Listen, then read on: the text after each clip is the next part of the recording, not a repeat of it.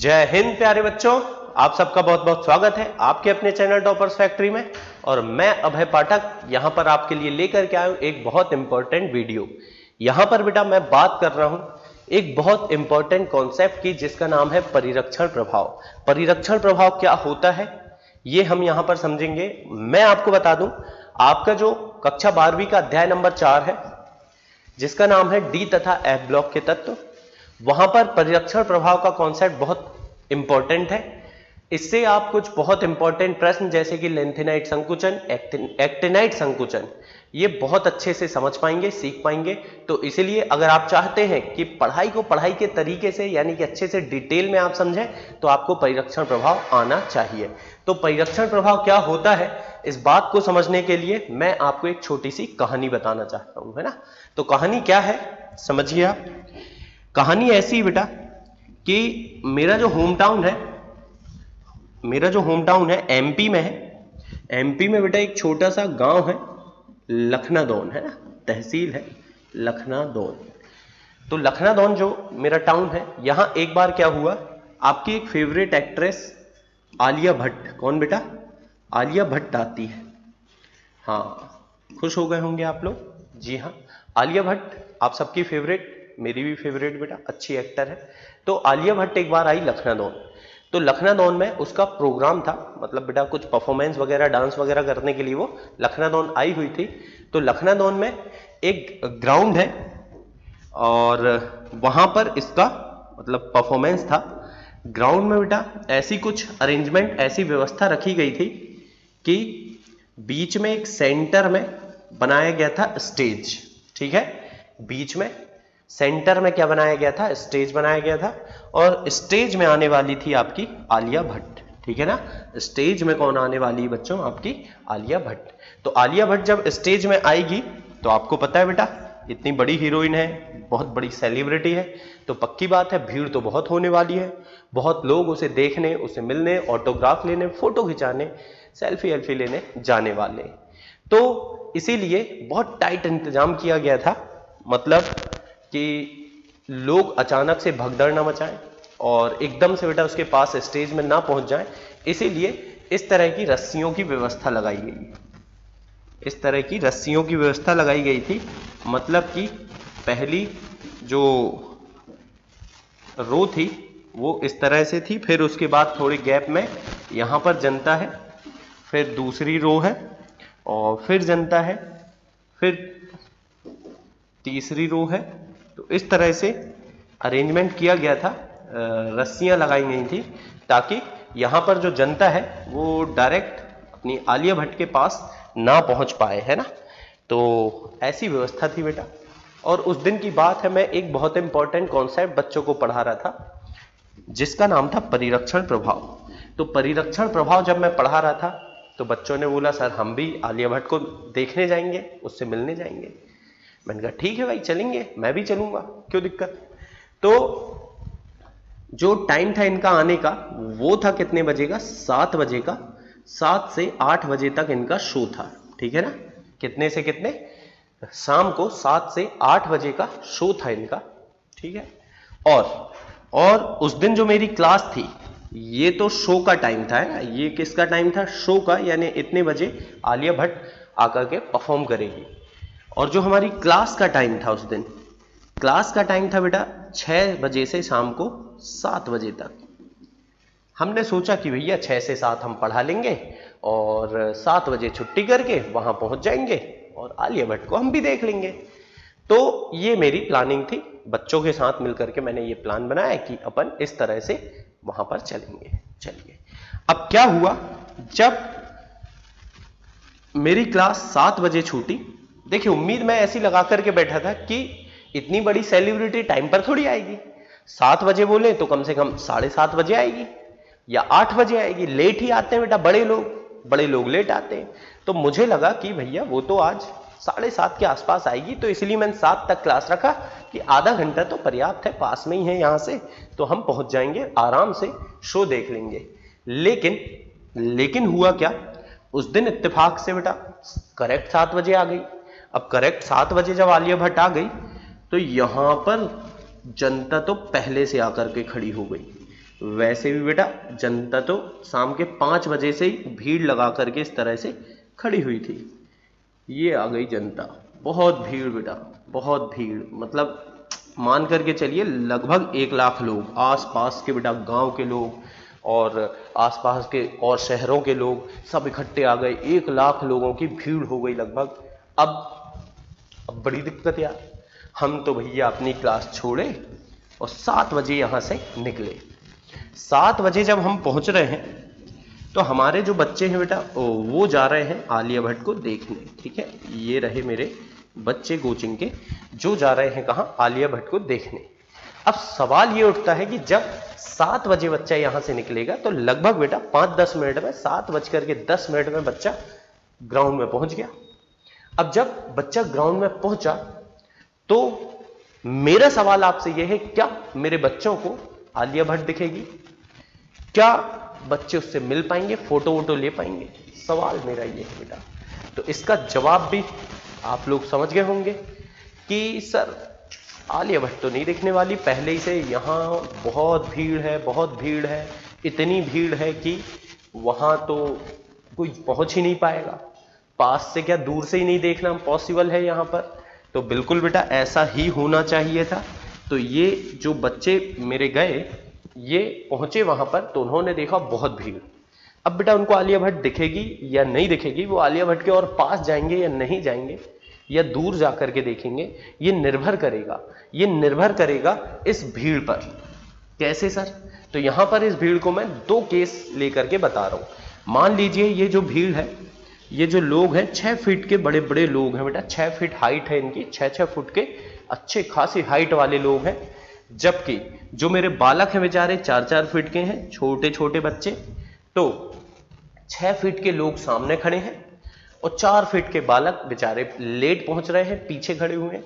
तो पक्की बात है बेटा आलिया भट्ट तो अब नहीं दिखने वाली, क्योंकि 6 फीट वाली भीड़ 4 फीट वाले बच्चों को कैसे देखने देगी आलिया भट्ट को? तो ये बालक क्या करेगा फिर बेटा ये और पास जाकर के देखने की कोशिश करेगा क्या? बिल्कुल नहीं करेगा। 6 फीट वाली जनता सामने खड़ी, पास जाने से तो कोई फायदा है ही नहीं। ऐसे केस में अगर ये दूर आ जाए और इस तरह से थोड़ा देखे बेटा, थोड़ा दूर होकर के ऐसे देखे थोड़ा सा, तो हो सकता है उसे एक आध बाल दिख जाए, है ना, मतलब हो सकता है बेटा आलिया भट्ट दिख जाए उसको, तो ये चांस है। हाँ, लेकिन केस 2 भी तो पॉसिबल है। केस 2 क्या है मेरे पास? मान लीजिए केस 2 में जो बालक है मेरे, ये 6 फीट के हैं बेटा, जो मेरी कोचिंग के बच्चे हैं ये 6 फीट के हैं, और ये जो पब्लिक है, ये जो भीड़ है, ये कितने की है? 4 फीट की है।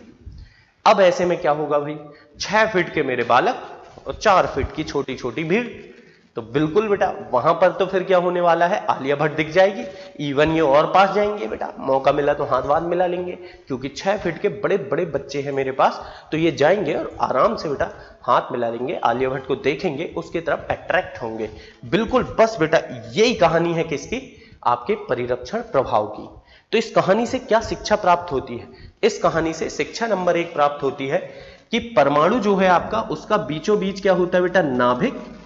ठीक है ना, बीचों बीच क्या होता है? उसमें नाभिक होता है, और इस नाभिक में धन आवेश होता है। क्या होता है बच्चों? नाभिक में धन आवेश होता है। ठीक है, नाभिक में जो धन आवेश है, अंदर के इलेक्ट्रॉन है, इस तरह से कोश है बेटा, ये जो है ये क्या है? कोश है। तो यहां पर हर एक कोश में कुछ निश्चित संख्या में इलेक्ट्रॉन घूमते, पहले कोश में 2 इलेक्ट्रॉन, दूसरे में 8, इस तरह से इलेक्ट्रॉन घूमते हैं। तो ये जो अंदर के इलेक्ट्रॉन है, ये क्या करना चाहते हैं? ये तो अंदर के इलेक्ट्रॉन तो नाभिक की तरफ बहुत ज्यादा ताकत से आकर्षित होंगे। क्यों?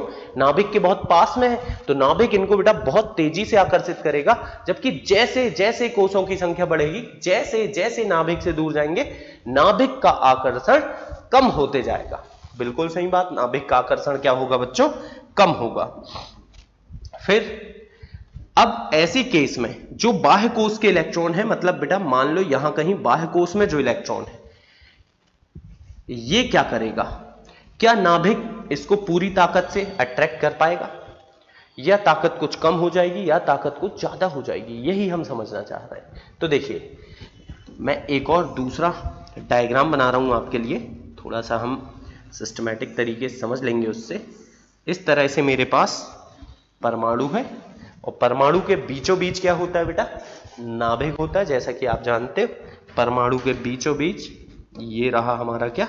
नाभिक। और नाभिक में परमाणु का पूरा पूरा धन आवेश होता है। ये बात भी बेटा आपको पता है, नाभिक में कौन सा आवेश होता है? धनावेश। जबकि ऋण आवेशित इलेक्ट्रॉन यहां पर नाभिक के चारों ओर घूमते रहते हैं, है ना? ऋण आवेशित इलेक्ट्रॉन नाभिक के चारों ओर घूमते रहते हैं। ये बात तो बेटा आप लोग बचपन से सुने हो, बचपन से जानते हो, कोई बहुत बड़ी बात नहीं की है मैंने। और भी कोश होंगे, बिल्कुल पक्का होंगे बेटा, और भी कोश हैं यहां पर, इनमें भी इलेक्ट्रॉन घूम रहे हैं,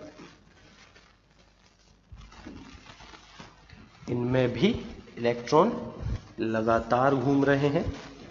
तो इस तरह से आपका एक परमाणु होता है। अब सुनिए ध्यान से, ये अंदर के कोश में भी इलेक्ट्रॉन घूम रहे हैं और साथ ही साथ जो बाह्य कोश में है यहां भी इलेक्ट्रॉन है। अब जो अंदर के कोश के इलेक्ट्रॉन है, अंदर के कोश के इलेक्ट्रॉन ये क्या करेंगे बेटा? इस बाह्य कोश के इलेक्ट्रॉन को प्रतिकर्षित करेंगे। क्यों सर? हम जानते हैं बेटा हमारे इलेक्ट्रॉन में होता है ऋणावेश, चाहे बाह्य का कोश का इलेक्ट्रॉन हो चाहे आंतरिक कोश का इलेक्ट्रॉन हो, इनमें क्या होता है? ऋणावेश। तो समान आवेश के कारण ये एक दूसरे को करेंगे प्रतिकर्षित। प्रतिकर्षित मतलब बेटा धक्का देंगे, मतलब कि नाभिक से उसको दूर ले जाने का काम करेंगे, नाभिक से दूर ले जाने का काम करेंगे। मतलब मैं ये कह सकता हूं कि अंदर के कोश के, आंतरिक कोश के जो इलेक्ट्रॉन है वो चाहते हैं कि नाभिक केवल हमें आकर्षित करे, बाहर वाले को आकर्षित ना करे। अब नाभिक बाहर वाले को आकर्षित कर पाएगा या नहीं कर पाएगा, यही हमें समझना है। तो इससे ये बात तो पता चली मुझे कि बाहर के इलेक्ट्रॉन को अंदर वाले इलेक्ट्रॉन क्या करते हैं बच्चों? प्रतिकर्षित करते हैं, धक्का देते हैं। तो धक्का देंगे तो उससे ये थोड़ा सा दूर चला जाएगा, दूर जाएगा, उससे क्या होगा सर? तो उससे मैं ये कह सकता हूं कि नाभिक का आकर्षण बाह्य कोश के इलेक्ट्रॉन के प्रति जो आकर्षण होना चाहिए था उतना आकर्षण तो नहीं रहेगा। क्यों नहीं रहेगा? क्योंकि आंतरिक कोश के इलेक्ट्रॉन इसे प्रतिकर्षित कर रहे हैं, दूर धकेल रहे हैं, दूर जाने के कारण प्रतिकर्षण थोड़ा कम हो जाएगा। मतलब मैं ये कह सकता हूं बेटा कि आंतरिक कोश के इलेक्ट्रॉन बाह्य कोश के इलेक्ट्रॉन को उतनी तेजी से आकर्षित नहीं होने दे रहे हैं जितनी तेजी से वो आकर्षित कर सकता था। मतलब नाभिक बाह्य कोश के इलेक्ट्रॉन को जितनी तेजी से आकर्षित कर सकता था उतनी तेजी से आकर्षित नहीं कर पा रहा है। क्यों? क्योंकि आंतरिक कोश के इलेक्ट्रॉन बाह्य कोश के इलेक्ट्रॉन को प्रतिकर्षित कर रहे हैं। अर्थात जो आंतरिक कोश के इलेक्ट्रॉन है, आंतरिक कोश के इलेक्ट्रॉन है, ये रक्षा कर रहे हैं। किसकी रक्षा कर रहे हैं? तो बेटा ये बाह्य कोश के इलेक्ट्रॉन की रक्षा कर रहे हैं। किससे रक्षा कर रहे हैं? नाभिक के आवेश से, यानी कि नाभिक के आकर्षण से, जिसको मैं बोलता हूं नाभिकीय आवेश से। किससे रक्षा कर रहे हैं बेटा? नाभिकीय आवेश से, नाभिक के आकर्षण से। तो यही प्रभाव आंतरिक कोश के इलेक्ट्रॉनों द्वारा बाह्य कोश के इलेक्ट्रॉन की नाभिकीय आवेश से रक्षा क्या कहलाती है बेटा? ये कहलाती है परिरक्षण प्रभाव। समझेंगे इस बात को और देखेंगे कुछ चीजें हम। सबसे पहले मैं परिरक्षण प्रभाव को परिभाषित करता हूं किसी परमाणु में कोशों की संख्या बढ़ने पर, कोशों की संख्या बढ़ने पर क्या होता है बेटा? कोशों की संख्या बढ़ने पर आंतरिक मतलब अंदर वाले, है ना? आंतरिक कोश के इलेक्ट्रॉन, आंतरिक कोश के इलेक्ट्रॉन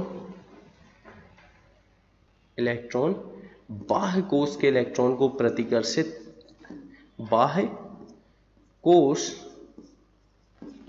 के इलेक्ट्रॉन को प्रतिकर्षित करके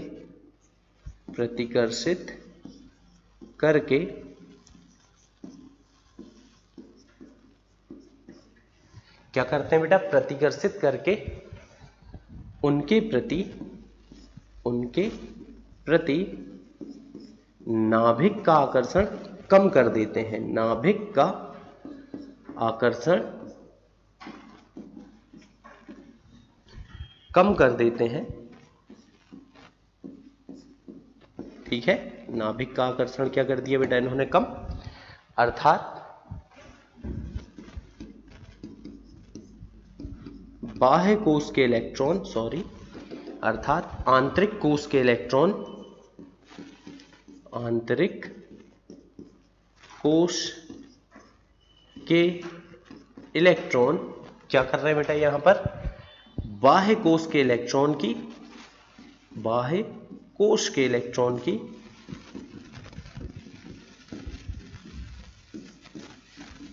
नाभिकीय आवेश से, नाभिकीय आवेश से रक्षा करते हैं, रक्षा करते हैं, ठीक है। इस प्रभाव को क्या बोलेंगे बच्चों हम, परिरक्षण प्रभाव कहते हैं, परिरक्षण प्रभाव कहते हैं, ठीक है। तो परिरक्षण प्रभाव क्या होता है ये तो मेरे समझ में आ गया, मतलब बेटा आपके समझ में आ गया। अब सुनना ध्यान से, अब ये बाह्य कोश का इलेक्ट्रॉन, इसकी करना है रक्षा। कौन करेगा रक्षा, अंदर वाले इलेक्ट्रॉन। तो क्या अंदर वाले इलेक्ट्रॉन की रक्षा करने की क्षमता अर्थात रक्षण क्षमता बराबर होती है? नहीं बेटा, ऐसा नहीं है, सबकी बराबर नहीं होती।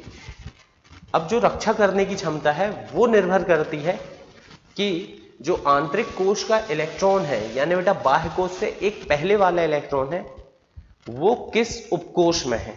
हो सकता है वो एस उपकोश में हो, अर्थात एस उपकोश के कक्षक में हो, या पी उपकोश के कक्षक में हो, या डी उपकोश के कक्षक में हो, या एफ उपकोश के कक्षक में हो। एस उपकोश जो है आपका, एस उपकोश तो बहुत पास होता है नाभिक के, हमेशा एस जो होता है नाभिक के बहुत पास होता है। तो देखिए सीधी बात, नाभिक के जितना पास होगा उसका आकर्षण नाभिक के साथ उतना ज्यादा होगा, इससे ये बाह्य कोश वाले को उतना ज्यादा बेटा नाभिक से दूर कर पाएगा। समझ में आ रही बात? फिर से सुनना आप, नाभिक के जितना पास होगा इलेक्ट्रॉन जो कि बेटा रक्षा करने की कोशिश कर रहा है, वो जितना पास होगा उसका नाभिक से आकर्षण उतना अधिक। अब नाभिक से आकर्षण उतना अधिक, तो ये बाह्य वाले पर नाभिक का आकर्षण कम कर देगा, नाभिक का ध्यान बेटा बाहर वाले पर भटकने नहीं देगा, ठीक है ना। अगर ये इसकी रक्षण क्षमता, आंतरिक वाले की रक्षण क्षमता अधिक होती है, अच्छी रक्षण क्षमता है, तो इस पर बाह्य कोश के इलेक्ट्रॉन पर नाभ की आवेश कम हो जाएगा। और रक्षण क्षमता कम रही, उतनी अच्छी रक्षा नहीं कर पाए बेटा, तो आकर्षण क्या हो जाएगा, बढ़ जाएगा। तो ये बात भी पहले मैं लिख देता हूं, फिर अपन अपनी बात को कंटिन्यू करते हैं। सिस्टमैटिक नोट करेंगे हम कि आंतरिक कोश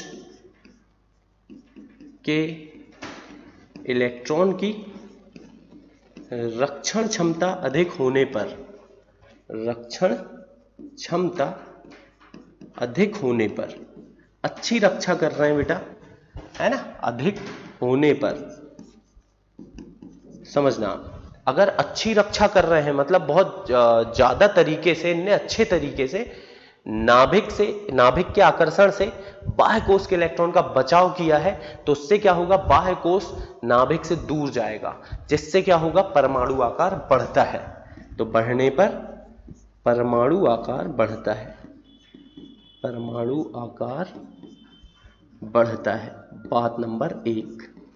और बात नंबर 2 जो यहां पर है वो इसका उल्टा होगा, मतलब आंतरिक कोश के इलेक्ट्रॉन की रक्षण क्षमता कम होने पर क्या होगा बेटा, अगर रक्षण क्षमता कम रही, मतलब ज्यादा अच्छे से रक्षा नहीं कर पा रहा, तो बाह्य कोश के इलेक्ट्रॉन नाभिक की तरफ आकर्षित होंगे, है ना, करने पर नाभिकीय आवेश अधिक होगा। किस पर बेटा, बाह्य कोश के इलेक्ट्रॉन पर नाभिकीय आवेश अधिक होगा, बाह्य कोश के इलेक्ट्रॉन पर नाभिकीय आवेश मतलब नाभिक का आकर्षण है ना, नाभिकीय आवेश मतलब क्या है बेटा, यहां पर नाभिक का आकर्षण, नाभिकीय आवेश अधिक होता है, और नाभिकीय आवेश अधिक है मतलब नाभिक का आकर्षण अधिक है, तो परमाणु आकार क्या होता है बेटा, एवं परमाणु आकार कम होता है ना, परमाणु आकार कम होता है, कम होता है कहने का मतलब है परमाणु छोटा होता है। तो ये बात बेटा ध्यान रखें। अब हम बात एक और बहुत इंपॉर्टेंट बात करेंगे यहां पर रक्षण क्षमता की, काय की बात करूंगा बेटा मैं यहां पर, रक्षण क्षमता की। तो ध्यान दें, एस उपकोष के इलेक्ट्रॉन है, अगर बेटा लास्ट मतलब आखिरी कोष के पहले जो इलेक्ट्रॉन है अगर वो एस उपकोष में है, एस कक्षक के इलेक्ट्रॉन है, तो इनकी रक्षण क्षमता अच्छी होगी। क्यों होगी, क्योंकि ये नाभिक के बहुत नजदीक है, और नाभिक के नजदीक है तो ये नाभिक का ध्यान बेटा बाह्य कोष के इलेक्ट्रॉन पर जाने ही नहीं देंगे, मतलब नाभिक के आकर्षण को कम कर देंगे। तो रक्षण क्षमता सबसे अच्छी होती है एस कक्षक के इलेक्ट्रॉन की, यानी कि एस उपकोष के इलेक्ट्रॉन की। फिर पी उपकोष थोड़ा दूर चला जाता है, तो इसमें जो इलेक्ट्रॉन रहेगा उसकी रक्षण क्षमता थोड़ी कम होगी। डी में जो इलेक्ट्रॉन उसकी रक्षण क्षमता और कम, और एफ की तो बेटा बहुत कम। यानी कि हम बोल सकते हैं यहां पर कि एस तथा पी उपकोष के जो इलेक्ट्रॉन है उनकी रक्षण क्षमता अधिक होती है, अधिक मतलब अच्छी खासी, एस की सबसे अधिक, फिर पी की थोड़ी कम। लेकिन जो डी और एफ है इनकी बेटा रक्षण क्षमता बहुत कम होती है, मतलब एफ में जो इलेक्ट्रॉन है वो बिल्कुल बेटा अच्छे से रक्षा नहीं कर पाएगा, मतलब नाभिकीय आवेश को कम नहीं कर पाएगा, नाभिक के आकर्षण को कम नहीं कर पाएगा। डी जो है ये भी नाभिक के आकर्षण को कम नहीं कर पाएगा, और जब बाह्य कोष के इलेक्ट्रॉन पर नाभिक का आकर्षण अधिक होगा तो आकार लगातार क्या होगा बच्चों, कम होते जाएगा। तो ये था आपके लिए परिरक्षण प्रभाव के बारे में मैंने जो भी बातें आपको बताई बेटा, ये सब बहुत इंपॉर्टेंट है। मैं बोल रहा हूं आपसे कि पेपर में ये डायरेक्ट आए ना आए, लेकिन आपको ये आना चाहिए ताकि आप अच्छे प्रश्न कर सकें, लेंथेनाइट संकुचन, एक्टिनाइट संकुचन जैसी अच्छी बातें आप समझ सकें। ठीक है ना, फिर मिलेंगे हम नेक्स्ट वीडियो में, तब तक के लिए bye bye, have a good day.